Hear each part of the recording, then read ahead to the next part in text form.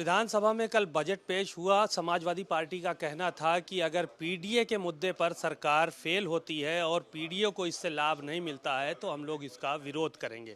हमारे साथ लालजी वर्मा मौजूद हैं, समाजवादी पार्टी के वरिष्ठ नेता हैं, वित्त मंत्री रह चुके हैं पिछली सरकारों में और साथ ही साथ बहुत ही वरिष्ठ सदस्य हैं।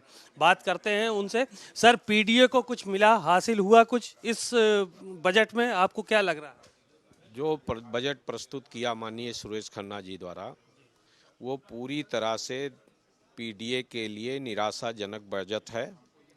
अल्पसंख्यक विभाग का बजट घटा दिया गया करीब 17%।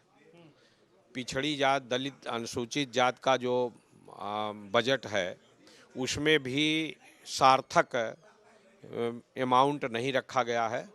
बढ़ाया, अगर घटाया नहीं है तो पिछले बार के ही सापेक्ष रखा है, जिससे अनुसूचित जात और पिछड़ी जात के बच्चों को, विशेषकर जो पढ़ने वाले बच्चे हैं, उनके समाज को उसका लाभ नहीं मिल पाएगा। जहां पिछड़ी जात की आबादी 60% के करीब है उत्तर प्रदेश में, दूसरी तरफ जो बजट है वो करीब 2,500 करोड़ का मात्र है, जो बिल्कुल निराशाजनक है। और इसी तरह से अनुसूचित जात का जो अनुदान संख्या है 80, उसका भी जो बजट है वो बिल्कुल निराशाजनक है। अनुदान संख्या 83 जो विभिन्न कार्यों में हिस्सेदारी देने का काम अनुसूचित जात जनजात के लिए करता है, वो भी, उसका भी जो हिस्सा है वो बहुत ही कम है। इस तरह से पीडीए के लिए ये बजट पूरी तरह से निराशाजनक है। ये बजट पूरी तरह से अंधविश्वास पर आधारित बजट है। अंधविश्वास पर आधारित कह रहे हैं क्योंकि ये कह रहे हैं कि हम तो काशी, मथुरा और अयोध्या के लिए जो है वो तमाम चीज़ें लेके आ रहे हैं और आस्था से जोड़ने का ज़्यादा काम किया गया है। इस बजट में बहुत सारी चीज़ें जो है वो इस तरह की लाई गई हैं, मंदिरों की बात हो रही है और पर्यटन स्थल भी उनको बनाया जा रहा है। तो इन सब चीज़ों को आप अंधविश्वास से जोड़ कर देख नहीं, मंदिर और मस्जिद बजट में उसके लिए कोई प्रोविजन ना होता है ना है, इसलिए उससे कोई तात्पर्य नहीं है।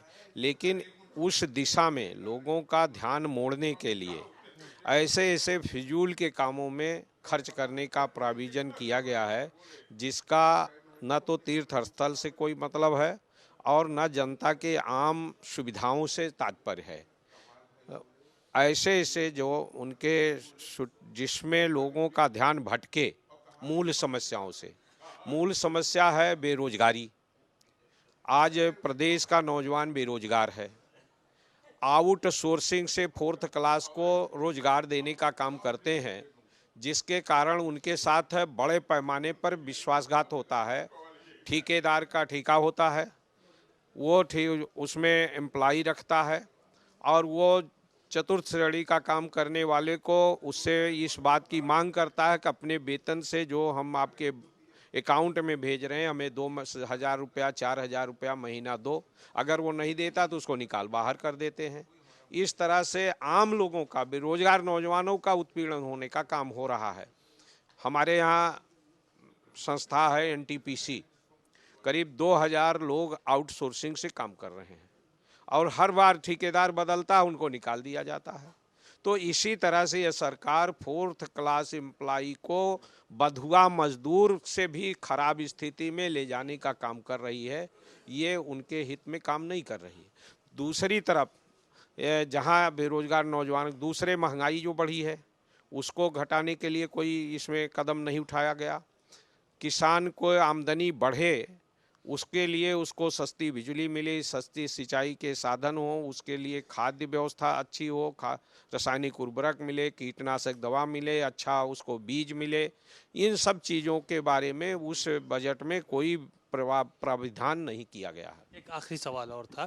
2024 के चुनाव नज़दीक हैं और यूसीसी पे अब सरकारों ने जोर देना शुरू कर दिया है, भारतीय जनता पार्टी की।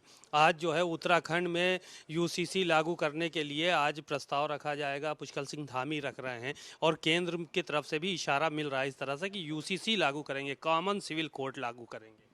भारत में तो कॉमन सिविल कोड जो सामान्य धाराएं हैं, चाहे वो फौजदारी की धाराएं हैं, जमीन के अधिकार से संबंधित धाराएं हैं, वो सब तो पहले से ही एक हैं। अब अगर शादी विवाह का अमन करना चाहते वो कैसे हो सकता है?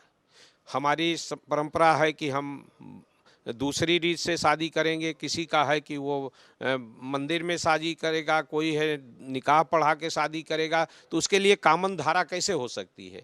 ये तो फिजूल का है, केवल चुनाव के लिए, पोलराइजेशन के लिए, कि आप जैसे ही एक समाज को साथ अन्याय करेंगे तो दूसरा खुश हो, केवल इसलिए ये इस बात की है। बाकी ये कैसे हो सकता है? आदिवासी समाज अपने अलग उसके रीत रिवाज हैं।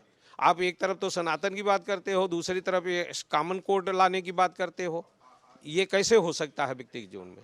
आदिवासी समाज अपना शादी विवाह का उसका अलग प्रथा है, पिछड़े वर्ग का अलग प्रथा है, मुस्लिम समाज का अलग है, सिख समाज का अलग है, जैन समाज का अलग है। आप कैसे इसको एक साथ मिला सकते हो? शुक्रिया बहुत बहुत। आपने लालजी वर्मा जी को सुना, बहुत सारी बातें उन्होंने कही। यूसीसी पे भी वो खुलकर बोले और कहा कि हर समाज की अपनी अपनी शादी ब्याह की प्रथा है और उसको एक साथ नहीं लाया जा सकता है। हर समाज अपने अपने हिसाब से निकाह करता है, ब्याह करता है और अपनी अपनी परंपराओं के अनुसार उनमें जो है वो आगे बढ़ता है।